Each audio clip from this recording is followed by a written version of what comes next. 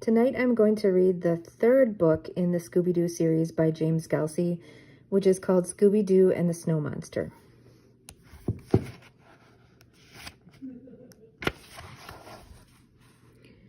Chapter 1. Hey Scooby, you're fogging up the windshield, Fred said. It's hard enough to see with all this snow. The Mystery Machine was heading up the only road on Big Pine Mountain. Scooby was sitting on the front seat, wedged between Velma and Daphne. Velma wiped the windshield with her hand and peered through the opening. It looks like it's been snowing for quite a while. Daphne smiled. We sure picked a good weekend to go skiing. I bet the trails will be great, Fred added. Suddenly, Fred saw something on the road and slammed on the brakes. Right in front of the van was a big, hairy creature. It raised its arms and roared at the gang. Then the creature turned and ran into the woods. Is everyone okay? Fred asked. Zoinks, what was that? Shaggy asked from the back seat. I'm not sure, Fred answered. It looked like a person, Daphne said. Or a bear, Velma said. Or like maybe a hungry skier looking for a snack shop, Shaggy offered. Well, whatever it was, it's gone now, Fred said. I say we get moving to the lodge. Good idea, Fred, Daphne said. I don't like the idea of getting stuck in this snowstorm. Velma, how much farther? Fred asked. Velma was being scrunched by Scooby Doo. She didn't even have enough room to unfold the road map. You know, Scooby, Velma said, this seat wasn't meant for 3 people and a Scooby-sized dog. There's plenty of room in the back with Shaggy, Daphne said. Ruh-uh, Scooby said, shaking his head. Would you go in the back for a Scooby snack? Velma asked. Rope? Scooby barked. 2 Scooby snacks? Daphne asked. Ruh-uh, Scooby replied. 3? Fred said. Roar, get it. Scooby continued to stare out the fogged-up windshield. Every so often, he'd wipe the glass with his big pink tongue to clear it off. All right, Scooby-Doo, what's with you? Fred asked. Shaggy poked his head up front. Like, he's just mad at me because I called him a scaredy cat, he said. Why'd you do that? Daphne asked. Because he told me he would rather stay in the lodge than ski, Shaggy replied. Shaggy, there's nothing wrong with that, Velma said. Many people prefer to stay in the lodge. They can sit by a warm fire, bundle up under a nice wool blanket, and sip hot cocoa. Shaggy's ears perked up. Did you say, like, hot cocoa? Velma nodded. Scoob, old pal, Shaggy said, if sitting in the lodge and drinking hot chocolate makes you a scaredy cat, then I only have one thing to say. What's that? Daphne asked. Meow, Shaggy answered. Everyone laughed as Scooby hopped into the back with Shaggy. With Scooby gone, Velma finally had room to check the road map. The lodge is just a few miles up, she reported. We should be there any minute.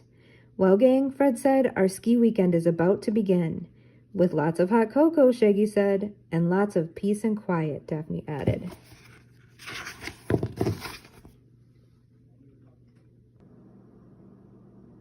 Chapter 2.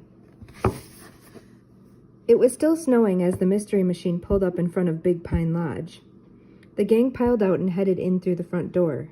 Inside the lodge, there was a huge fireplace with a few sofas and large chairs around it. There was a ladder in front of the fireplace.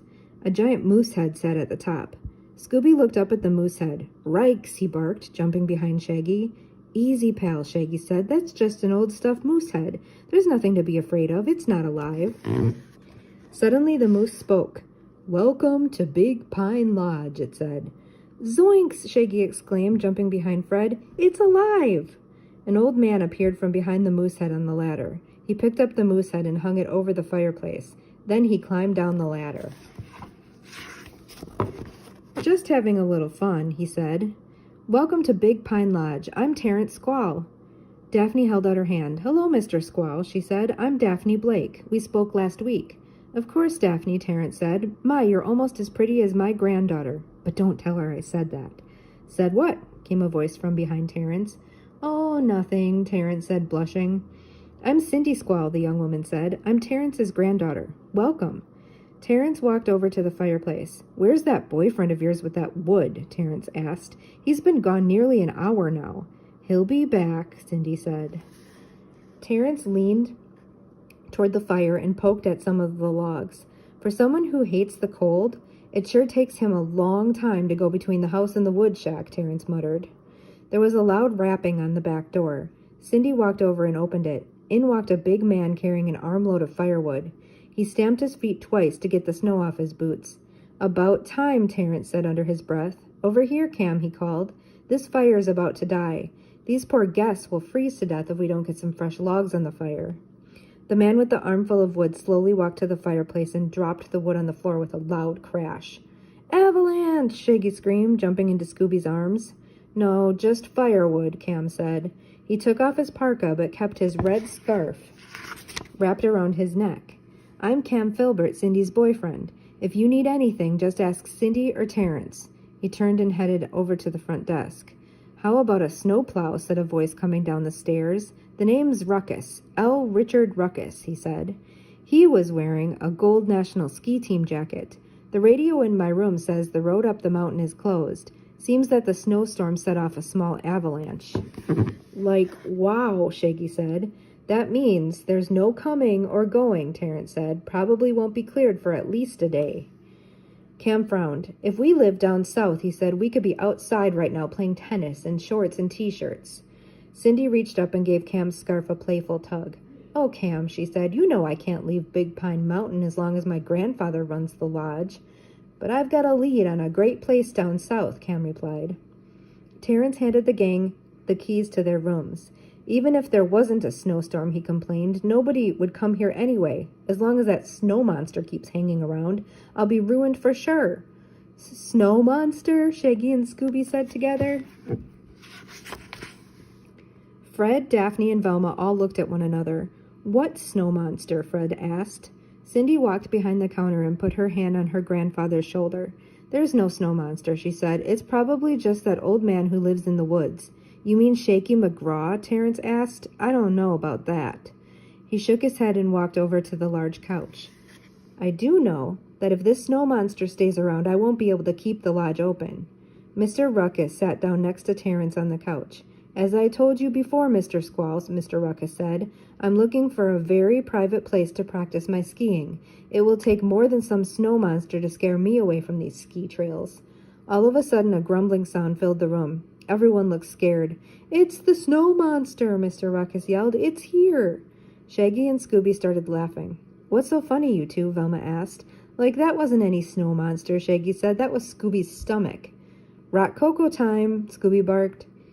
Cindy smiled and turned to Scooby. Okay, Scooby, she said. I'll get you some hot cocoa, but only because I know you'll protect us from the snow monster if it really does show up. Cindy walked over to Scooby and scratched behind his ear. Scooby sat up and looked as brave as he could. Rue bet, he barked.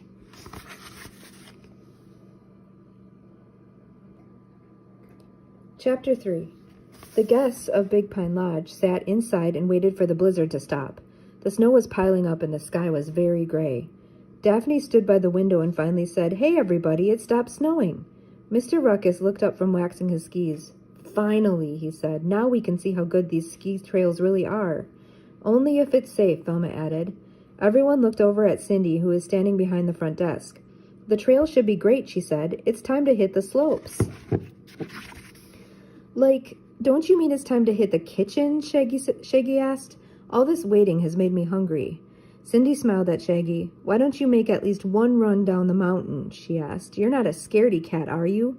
Not me, Shaggy said, shaking his head. Shaggy jumped out of the chair, grabbed some ski poles, and pretended to ski. Whoosh, whoosh, he said. Mr. Ruckus ran over to Shaggy and grabbed the poles. These are not toys, he said. These are the most expensive ski poles that money can buy. Mr. Ruckus turned away and carefully examined the poles for damage. Cindy put on her parka. Shaggy, there's a ski shack at the top of the mountain. It's got lots of skis and other equipment you can borrow. Everyone ready? Fred, Daphne, Velma, Shaggy, and Mr. Ruckus all nodded. Scooby remained curled up by the fire. What about you, Scooby? Cindy asked. Aren't you coming? Scooby sat up and shook his head. Ruh-uh, he said. But you'll love it up on the mountain, Cindy said. I'll tell you what, you can ride up the mountain with me. What do you say? Cindy looked right into Scooby-Doo's eyes and smiled. Scooby couldn't resist Cindy's sweet smile. Okay, he said, jumping up. Watch out for the snow monster, Terrence said with a smile. Whatever, Mr. Ruckus said, walking past Terrence. I've got to get a good ski run in today. He pushed through the gang and walked out the back door. Just forget about Mr. Ruckus, Fred said. We're here to have a good time. Everyone followed Cindy out the back door and along a path. They walked past a big white barn and a small wooden shack. Just as they were heading into the woods, they heard a man's voice coming from one of the trees. "Geronimo!" the man called. He came crashing down on Scooby Doo. "Gotcha now, you big old snow monster!" "Relp! Raggy!" Scooby called. Everyone rushed over and pulled an old man with a long beard off Scooby. "Shaky McGraw!" Cindy exclaimed. "What are you doing?" "I'm catching me a snow monster," he replied. "Oh, my back." "Like, that's no snow monster," Shaggy said. "That's Scooby Doo." Shaky squinted his eyes and looked at Scooby. "Thought you were the snow monster," he said. "It's around here, you know." "You saw the snow monster?" Velma asked. "Plain as the nose on my face," Shaky answered. "Saw it come out of the wood shack. It tried to get me, but I was too fast. It'll eat you right up if it catches you, you know." "Shaky, you've got to stop scaring people with these snow monster stories," Cindy said, "and you owe Scooby an apology." Shaky turned to Scooby and said, "Sorry about that. No hard feelings." Shaky winced in pain and grabbed his back. "Gotta stop jumping out of trees," he said. "Have a good ski day, folks." Shaky turned and limped away, disappearing into the woods. "What a strange man," Daphne said. "He is a little strange," Cindy agreed. She turned and continued on her way. The gang followed her along the narrow path winding through some tall pine trees. It ended right by the ski lift. "Jinkies, I guess people didn't make it up here before the blizzard," Velma said. Most of the chairs on the ski lift going up the mountain were empty. "It's so beautiful," Daphne gasped. "It looks like someone threw a giant white blanket over the whole mountain."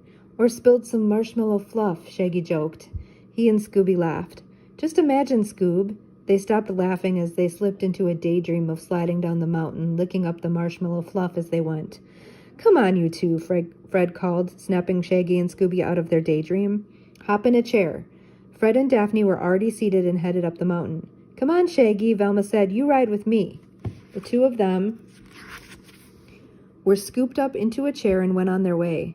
Cindy turned to Scooby. "Stand here, Scooby," she instructed. "When the chair comes behind you, just sit back." Before Scooby knew what happened, the chair swept them up. Off they went, swinging up the mountain. Scooby looked over the side of the chair and saw the ground fall away. "Rikes," he said, clutching the seat with all four paws. "Don't worry, Scooby," Cindy assured him. "It's a short ride and you'll be perfectly safe on top of the mountain." Chapter 4. Velma and Shaggy were waiting at the top of the mountain when Scooby-Doo and Cindy arrived. "Where are the others?" Cindy asked. Velma pointed a few yards away. They saw Mr. Ruckus zip up his jacket and head down the expert ski slope. As he skied away, his red scarf flapped in the wind. Daphne and Fred were getting ready to go down a different trail. They adjusted their goggles and hats and then skied off. Cindy turned to Velma and Shaggy. "Now then, let's see what the ski shack has." "For you." Cindy reached for 2 pairs of skis and handed them to Velma and Shaggy. "These should be about right," she said. "Cindy, how are you and Scooby going to get down?" Velma asked. Cindy thought for a minute and turned to Scooby. He was busy digging in the snow. "Scooby, would you like to ride down the mountain with me?" she asked. "Okay," Scooby said with a big smile. "Great, we'll ride down on my snowboard," Cindy said. "Row way," Scooby barked with a big frown. "Come on, Scooby, you'll love it," Cindy said. "It's like surfing on snow," Shaggy said. "Ruh-uh," Scooby said. He refused to budge. "Wait right here," Cindy said. She walked over to the ski shack and returned with a green and orange snowboard. She put it down by Scooby's feet. I don't think anything will get Scooby to go down the mountain on that thing," Shaggy said. Then from behind the ski shack came a loud growl. "Groar!" "Except maybe a snow monster," Shaggy yelled. "That's no snow monster," Cindy said. "That's just Shaky McGraw playing a joke on us." Cindy folded her arms and stood with her back to the ski shack. "Shaky, we know it's you, so just come on out." But Shaky didn't come out from behind the shack. The snow monster did. It had blue fur all over its body and big white teeth. The creature raised its arms and let out another roar. "Just ignore him and he'll stop," Cindy said. "But it is the snow monster," Velma exclaimed. "Very funny, Velma," Cindy said. The snow monster walked toward them, growling the whole way. Velma, Shaggy, and Scooby stepped away, and Scooby heard something go click. He looked down and saw his feet strapped onto the snowboard. He couldn't get out. "Cindy, look out!" Velma called, but it was too late. The snow monster grabbed Cindy and held her tight. "Shaky, what are you doing?" Cindy yelled. The monster picked her up and threw her over its shoulder. The monster roared at Velma, Shaggy, and Scooby.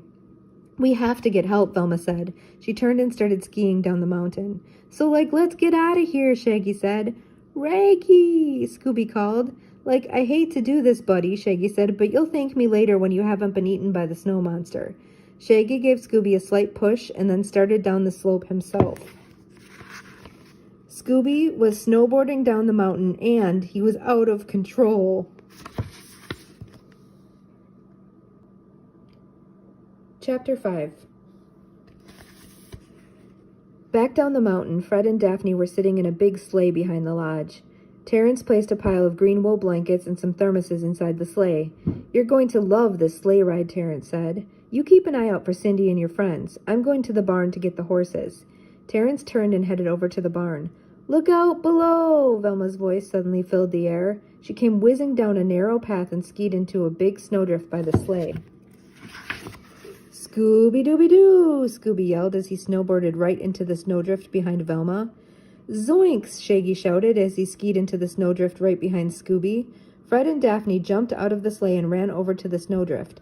Daphne helped Velma up. Scooby crawled out of the snowdrift and shook the snow off of himself. "You should have seen it, man," Shaggy said, standing up. "It was enormous." Scooby stood up on his back legs and stretched as high as he could. "It was roaring, like a lion with razor-sharp teeth," Shaggy continued. "Roar," Scooby said, trying to imitate the snow monster. "What are you talking about?" Fred asked. "Velma, are you okay?" Daphne asked. Velma cleaned her glasses and straightened her jacket. "Yes, I'm fine," she said, "and it is real." "What is?" Fred and Daphne asked. "The snow monster," Velma replied, "and it got Cindy." Just then, Cindy came skiing down the same path. She came to an easy stop just next to the sleigh. "Rindy!" Scooby called, his tail wagging. He ran over and gave her a lick. "But I thought the snow monster got you," Shaggy said. "You don't live on a mountain without knowing how to protect yourself," Cindy said. "I managed to break free and I hopped on these skis. Someone, it seems, borrowed my snowboard." She looked at Scooby. Scooby grinned and blushed a little. Terrence suddenly screamed from the barn. The horses whinnied and the barn door flew open. The snow monster came roaring out of the barn. It growled at everyone and headed straight for them. "Oh no!" Shaggy cried. "It's back!" Shaggy and Scooby jumped into the sleigh and hid under the blankets. Fred, Daphne, Velma, and Cindy tried to back away, but the monster was fast. It reached over and grabbed Cindy. Cindy tried to break free, but the monster held her tight. It threw her over its shoulder and then ran roaring off into the woods. "Was that what you saw on the mountain, Velma?" Fred asked. "Yes, that was it," she answered. "It looks familiar," Daphne said. "You're right, Daphne," Fred said. "That must have been what we almost hit on the road driving up here." "This snow monster really knows its way around the mountain," Velma said, "almost as if it knows where we are at all times." "I think there's something funny going on here," Fred agreed. "It's time to look around." A big slurping sound came from under the blankets in the sleigh. Fred threw off the blankets and found Shaggy and Scooby sipping hot cocoa from the thermoses. "It's cold out here," Shaggy said. "There's no point in letting it go to waste." "All right, you two," Daphne said. "It's time to get to work. Cindy's been kidnapped for real this time, and we have to help find her," Velma said. "Right," Fred said. "Daphne and I will follow the monster's trail into the woods. You three go over to the barn to check on Terrence." "Why was Terrence in the barn?" Velma asked. "He was getting the horses for the sleigh," Daphne replied. "That's when we heard his scream." "Right," Fred agreed. "See what you can find. We'll meet back in the lodge in half an hour." Chapter 6. Shaggy, Scooby, and Velma walked over to the barn. Inside they saw the horses in their stalls, but no sign of Terrence. "Mr. Squall," called Velma. "Like nobody here but us horses," Shaggy said. "That's very odd," Velma said as she looked around. "Hey, look at this." She pointed to the floor. "There are 2 sets of footprints. One is Terrence's, and the other must belong to the snow monster. Let's see where it leads." They followed the footprints out the barn's back door. The tracks led to a small shack behind the barn. Inside were some stacks of firewood, and hanging on a hook right by the door was a red scarf. "Jinkies," Velma said. "What a clue. What do you think about this, Shaggy?" "Shaggy? Scooby?" Velma turned, but Shaggy and Scooby weren't there. She walked outside and saw them playing in the snow next to the shack. Oh, brother, Velma said. Shaggy, Scooby, I'm going back to the lodge to meet Fred and Daphne. She turned and headed down the path to the lodge. We'll be right behind you, Velma, Shaggy called, just as soon as we finish our snowman. Scooby grabbed a pawful of snow and started rolling it into a snowball. Scooby kept rolling and rolling until the ball was almost as big as he was. Scooby Doo, I'm going to go to the wood shack for some twigs for the snowman's body, Shaggy said. I'll be right back. Shaggy walked over to the wood shack and opened the door. There was the snow monster. Shaggy slammed the door shut. Before Shaggy could run away, the wood shack door burst open. The snow monster roared at the top of its lungs. Run, Scooby-Doo, it's the snow monster, Shaggy yelled as he ran toward Scooby. The snow monster started chasing Shaggy through the snow. This way, Scooby, Shaggy said. The two of them ran and made a sharp left turn into an open field. They hadn't run more than 3 steps when Shaggy realized they had stepped onto a frozen pond. Whoa, they called, sliding and spinning across the ice. The snow monster followed them onto the frozen pond and was gliding right behind them. Shaggy and Scooby were headed straight for a tree at the edge of the pond. As they neared it, Shaggy and Scooby put out their right arms and swung themselves clear around the tree and back onto the ice. Whoa, they called, gliding past the snow monster. The snow monster watched Shaggy and Scooby slide by and didn't see the tree until it was too late. Bam! The snow monster hit the tree so hard that all of the snow on the branches came tumbling right down on top of him. Shaggy and Scooby reached the other side of the pond and got off the ice. Quick, let's get back to the lodge before it can get up, Shaggy said. They stood up and ran back to the lodge, leaving the snow monster under a pile of snow.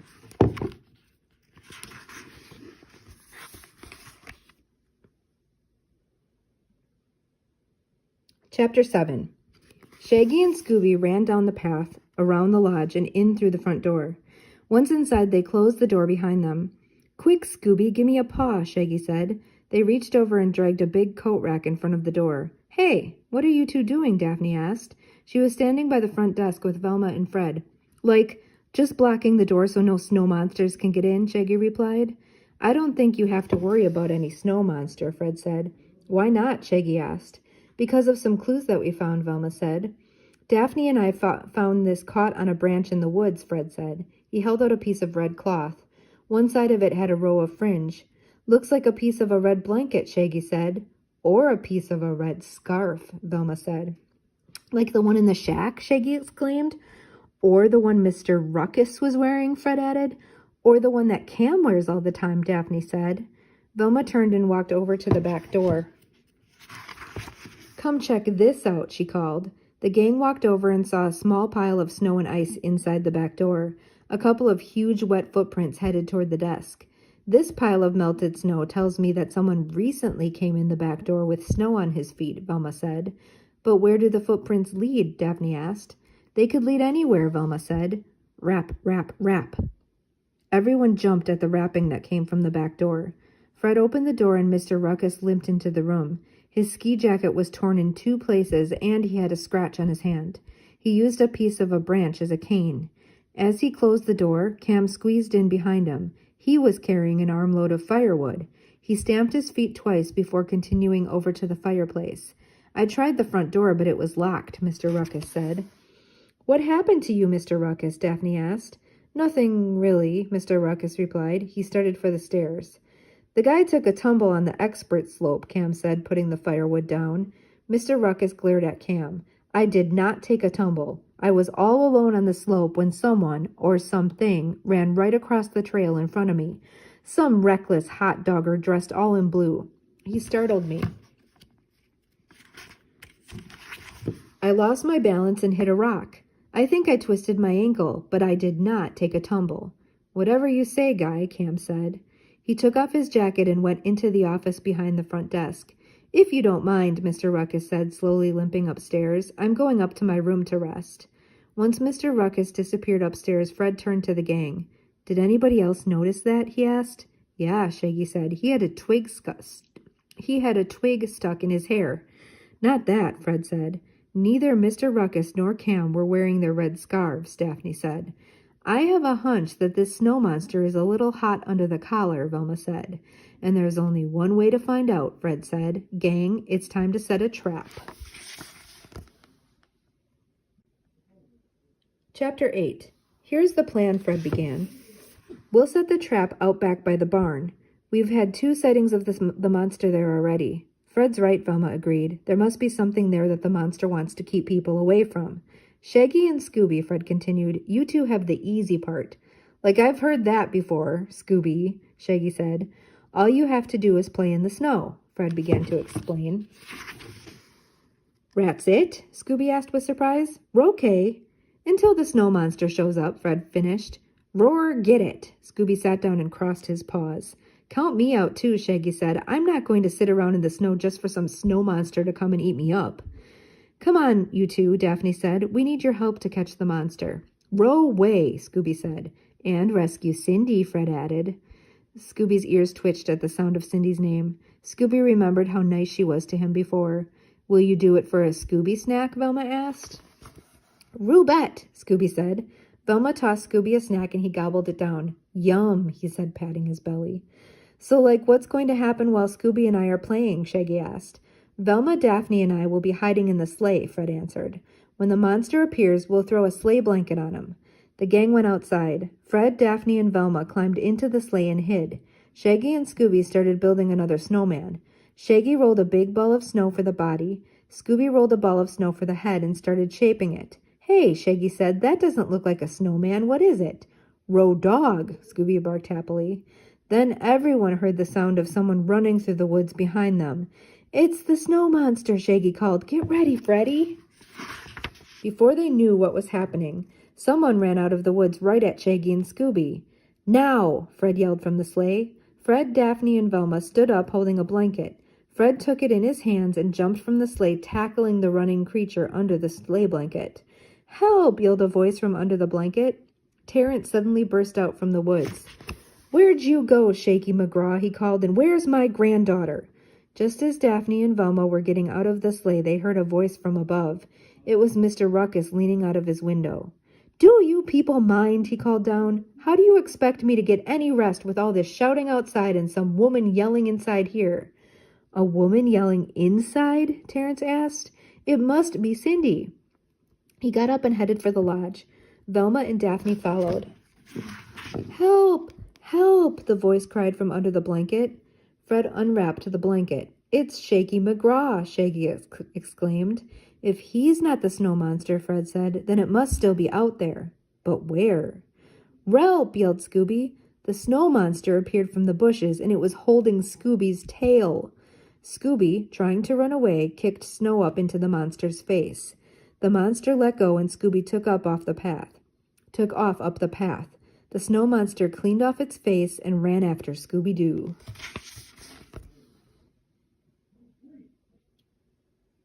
Chapter 9. Scooby ran along the path until he reached the ski lift. He saw the snow monster getting closer and jumped on the ski lift. The snow monster got on a few chairs behind Scooby. At the top of the mountain, Scooby jumped off the ski lift and ran over to the ski shack. The snow monster followed. Scooby tried to hide behind the rack of skis, but the snow monster reached out and knocked the rack over. The skis and snowboards went everywhere. The snow monster got closer and closer to Scooby. As Scooby backed away, he kept tripping on the skis. He took 2 more steps and then he couldn't move. He looked down and saw his feet stuck in a snowboard. Ruh-oh, Scooby said. The snow monster let out an enormous roar and reached over for Scooby. Just as it did, Scooby pushed himself away from the monster. The snowboard slid along the snow for a few feet and then started sliding downhill. Run again, Scooby said to himself. As Scooby picked up speed, he managed to turn around and face downhill. He was sailing down the mountain with the snow monster close behind. Suddenly, the snow monster swerved in front of Scooby. The monster bumped into Scooby, and they started rolling down the mountain. As they rolled, they gathered more and more snow until they became a giant snowball. The snowball rolled all the way to the bottom of the mountain. Fred, Daphne, and Velma were waiting there along with Terrence and Cindy. Scooby-Doo, where are you? Shaggy yelled. We're in here, Scooby said. A moment later, he poked his head through the snow. Just then, Shaggy came running up with a mountain ranger. Now that's what I call a snow dog, Shaggy said, laughing. Terrence and the mountain ranger pulled the snow monster out of the snowball. Terrence reached over and yanked off the monster's mask. "Cam!" Cindy cried. "I was sure it was Shaky," Terrence said. "That's what we thought at first, too," Velma said. "But Shaky hurt his back jumping from the tree. There was no way he could carry Cindy away, much less pick her up twice." "We also thought Mr. Ruckus was involved," Fred said. "He didn't make any secret about wanting a private place to practice for the national ski team." "But once we saw him with his twisted ankle," Daphne continued, "we realized that he couldn't have been everywhere the snow monster was in such a short amount of time. We first suspected Cam because of the red scarf we found in the wood shack," Velma said. "But what really tipped us off was when Cam told us how Mr. Ruckus hurt himself before Mr. Ruckus did," Fred said. "The only way he could have known that Mr. Ruckus fell on the slope was if he was there," Velma added. "And according to Mr. Ruckus," Daphne said, "there was no one around except for him and the snow monster." Cindy looked at Cam. "How could you do this?" Cam looked down at the ground. "All I wanted to do was scare Terrence enough so that he'd sell this place. And you'd come with me down south where we could be married. I was only doing this for us." "No, you were only doing this for you," Cindy said. "There is no us anymore." The mountain ranger took Cam by the arm and walked away. Terrence turned to Shaky. "I guess I owe you an apology," he said, extending his hand. Shaky looked at Terrence's hand and then shook it. "It's okay," Shaky said. "It's the most anyone's cared about me in years. Say, you wouldn't happen to have any hot cocoa, would ya?" Terrence smiled. "Sure. What do you say, Cindy?" "Cindy?" Cindy was gone. And for that matter, so was Scooby Doo. "Over here," Cindy called. Everyone turned and saw Scooby and Cindy sitting in the sleigh. "There's plenty of hot cocoa for everyone," she said, "but the first batch goes to the bravest dog around for capturing the snow monster."